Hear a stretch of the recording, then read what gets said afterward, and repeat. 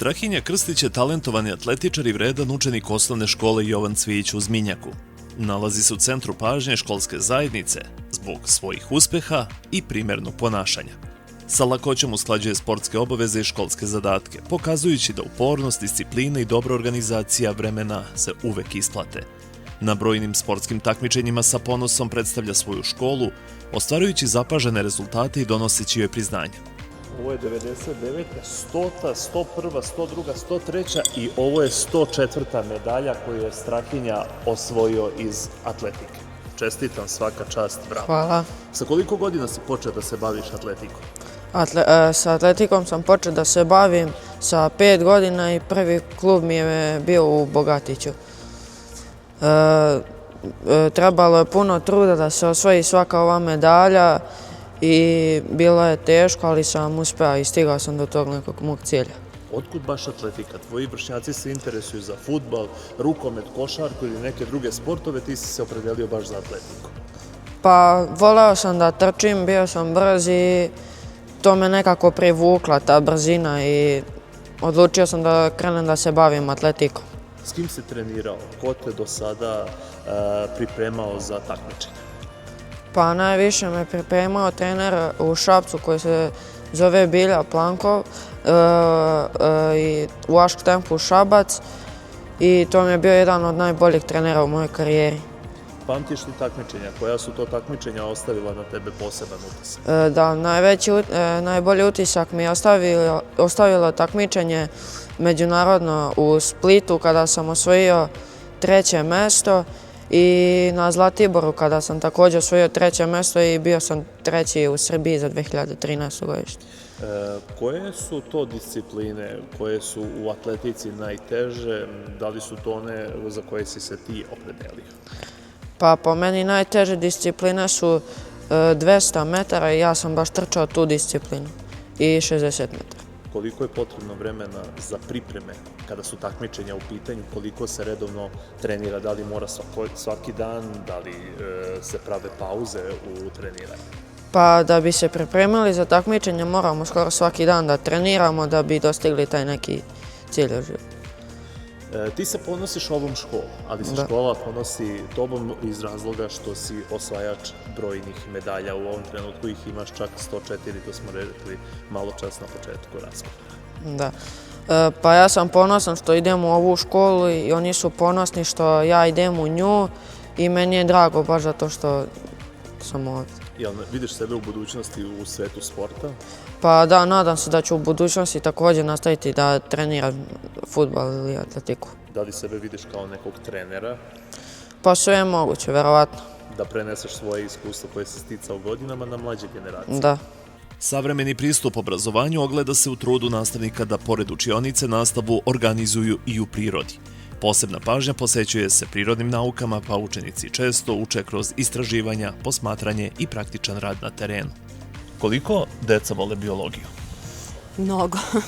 Posebno ovdje čini mi se što je seoska sredina da nekako su još bliži tim prirodnim naukama i posebno biologiji. Tako da evo i ove godine najveći broj učenika 8. razreda je odabrao biologiju za izborni predmet na završnom ispitu, tako da deca vole biologiju.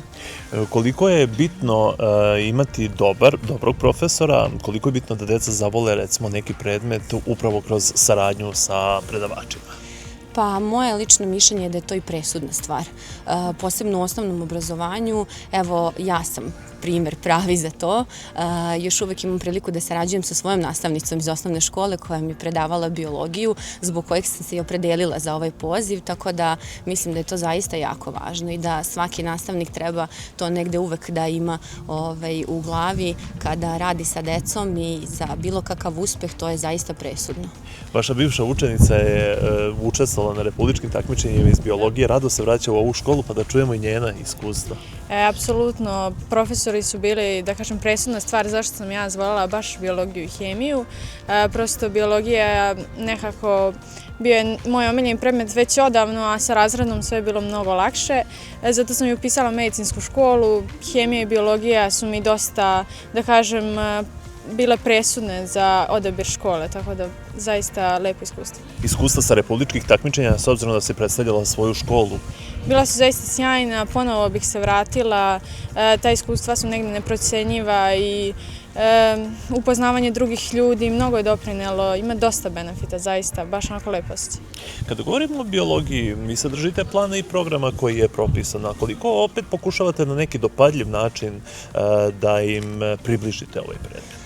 Pa dosta to radim, evo i moja bivša učenica može to da potvrdi, jer bez toga zapravo deca ne bi neke stvari mogla shvatiti u tom uzrastu na taj način kako je planom i programom predviđeno. Tako da zaista trudimo se na sve moguće načine i taj praktični deo iz biologije kao jedne eksperimentalne nauke je jako važan i akcenat stavljamo u toku školovanja i na to. Jel spremate nove takmičare za takmičenja koja vas očekuju u narednom periodu? Da, spremamo se, evo iz biologije ćemo imati i ove godine naša škola takmičare od 5. do 8. razreda, sledi nam prvo opštinsko takmičenje u srednjoj, tačnije u osnovnoj Vukovoj školi u Šapcu 14. marta i nadamo se opet lepim uspesima i lepom druženju. Sad, nakon medicinske škole, šta dalje? Da li nastavljaš obrazovanje, školovanje, kakvi su ti planovi za sada ili još uvijek rano govoriti o tome? Definitivno bih voljela da studiram, zaista smatram da imam velike kvalitete, velika znanja iz osnovne škole i srednje, tako da sigurno će to biti neki fakultet, možda verovatno će biti to nešto za prirodne nauke, biologija i hemija, već od osnovne sam ih zavoljela, pa mislim da ću nastaviti sa tim. Osnovna škola u Zminjaku počela je sa radom novembra 1841. godine kao jedna od prvih 100 škola osnovanih u Srbiji. Od samog osnivanja imala je veliki značaj, okupljajući učenike iz okolnih mesta i pružajući im priliku za obrazovanje i napredak. Direktore, koliko dugo rukovodite osnovnom školom Jovan Cvijić i kakva su vaša iskustva za vreme vašeg mandata i saradnje sa učenicima, ali i nastavnim osobljem? 11 godina vodimo u školu i iskustva su zaista divna. Imamo niz talentovanih učenika sa rezultatima koji su izrazito visokog nivoa. I zahvaljujući posvećenom radu mentora, uslovima, jednom prijatnom okruženju, jednom potencijalu koje selo pruža na način da imamo jednu patrijarhalnu, seosku, domaćinsku, zdravu i dobro, lepu atmosferu, kulturu. Temeljići na tome naš pedagoški model, imamo i rezultate kojim smo želeli da prikažemo rad naše škole. Kakva je situacija ovde u vašem kraju po pitanju mladih? Da li ostaju u svom selu, da li opstaju i iz neke saradnje preko učenika i roditelja kakav utisak stičete? Nadamo se da ima perspektivu ova sela, zapravo i Petlovača i Zminjak i Skrađani, zato što sa novom putnom infrastrukturom ljudi koji ovdje žive mogu da rade u Beogradu, mogu da rade u Novom Sadu i da žive ovdje. To je jedna prilika koju pruža ova sredina i ja verujem u taj potencijal da zaista ta sela mogu nastaviti svoj život i razvoj. Kada počinje obrazovni život u Zminjaku, odnosno Petlovači, s obzirom da je Petlovača vaše izdvojeno odeljenje? Davne 1841. godine u porti crkve koja povezuje naša sela, crkva Svetog Vaznesenja, koje pripadaju i Zminjak i Petlovača, potpisan je prvi, kako je tad to rečeno, kontrakt školski, ugovor između prvog učitelja i prvog školskog odbora uz odobrenje načelstva šabačkog, znači tako se zvala gradska uprava, i popečiteljstva prosveštenija, kako se tada zvalo Ministarstvo prosvete. Počela je ova škola, znači novembra 22. kao što se vidi na ovoj povelji 1841. godine. Škola je uvijek imala dobre učenike, postizala dobre rezultate, ali rekao bih da su posljednjih nekoliko godina i tekako značajne za uspeh vaših učenika koje ćemo predstaviti danas, a koji su učestvovali i na republičkim takmičenjima i tamo napravili zapažene rezultate. Da. Kao što smo rekli, taj potencijal postoji i imamo sreću da radimo sa decom koja su talentovana, vredna, posvećena svom radu. Tako da, kao što smo mogli čuti od njihovih mentora, ta saradnja je zaista bila plodotvorna I rezultati jesu republičkog nivoa i činjenica da tu predstavljamo naš grad, ne samo naše selo, ne samo našu školu.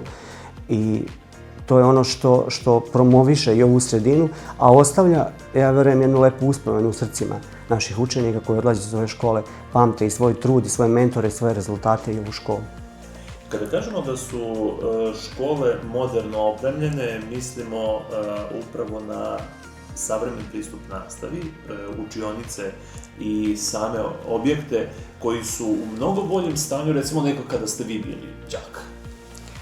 Trudimo se. Imali smo sreću da možemo da imamo dobru komunikaciju sa gradskom upravom, da imamo podršku, da imamo projekte Ministarstva prosvete. To smo i ove godine imali projekat ministarstva, menjali smo podove, menjali smo prozore, fasade, uradili smo ulaze, stepeništa. Trudili smo se da bude radno okruženje prijatno i podsticajno za rad, kako bi imali jednu atmosferu u kojoj možemo razvijati talente naših učenika. Da li raspolažete sa dovoljnim brojem nastavnog osoblja, s obzirom da je u svim školama problem sa nastavnicima za neke određene oblasti i predmete? Kakva je situacija u vašoj školi? Raspolažemo. Imamo jednu stabilnu kadrovsku strukturu i trudimo se da zaista dovodimo najbolje. Iako je seoska škola, nije velika škola, ali škola koja radi u jednoj smeni, koja omogućava i druge aktivnosti, znači naši zaposleni slobodno popodne. Mi smo u jednom momentu imali 5 doktoranata.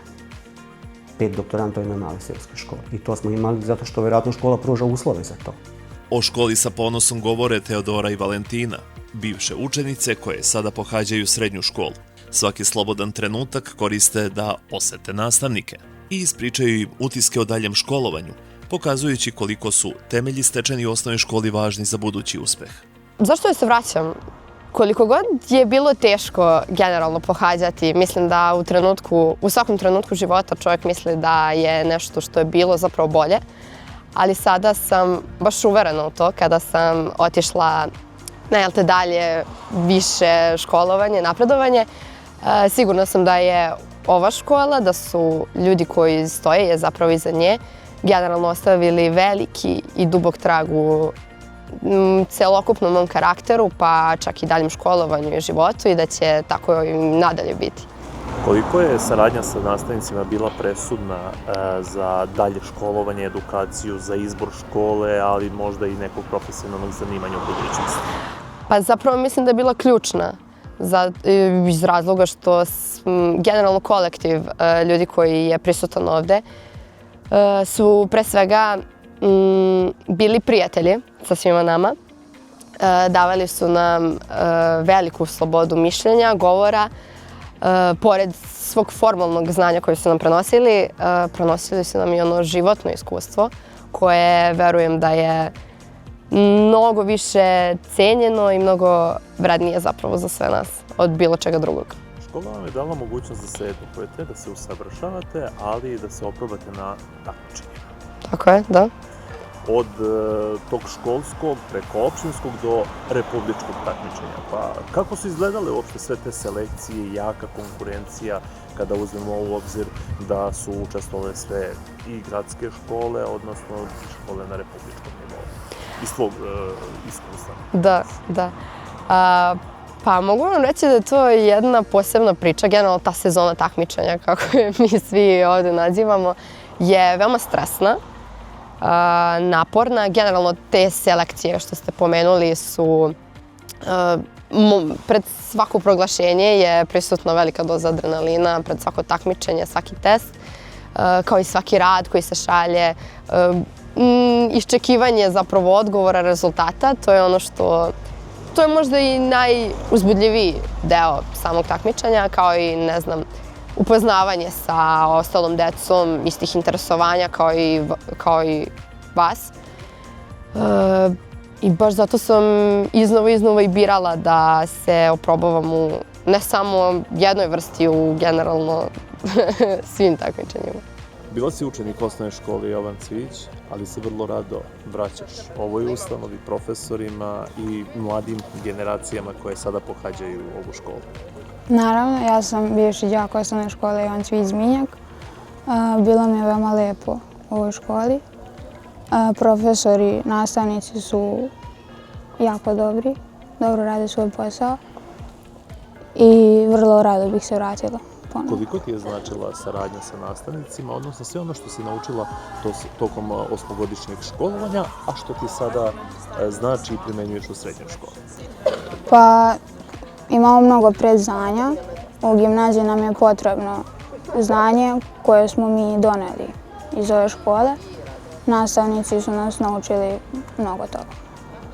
Koje su to stvari koje su ti se desile tokom osmogodišnjeg školovanja koje ćeš pamtiti do kraja života? Takmičenje iz istorije, republičko takmičenje koje mi je mnogo značilo. Podiglo mi je samopouzdanje i naučilo me dosta toga, iskustvo. Kakvi su tvoji planovi dalje za budućnost, nakon gimnazije, šta dalje? Nisam sigurna još uvek, razmišljam o tome. A u kojoj se oblasti vidiš? Rano još uvek Da. donositi odluke. Kako je prošao završni ispit, s obzirom da si ti sad tek srednjoškolac, kako su tekle pripreme, da li su bili teški testovi na završnom ispitu?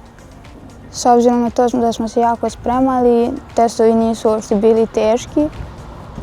Ja sam zadovoljna svojim uspehom, kao i svi moji drugari. Nastava se pored Zminjaka održava i u izdvojenom odeljenju u Petlovači.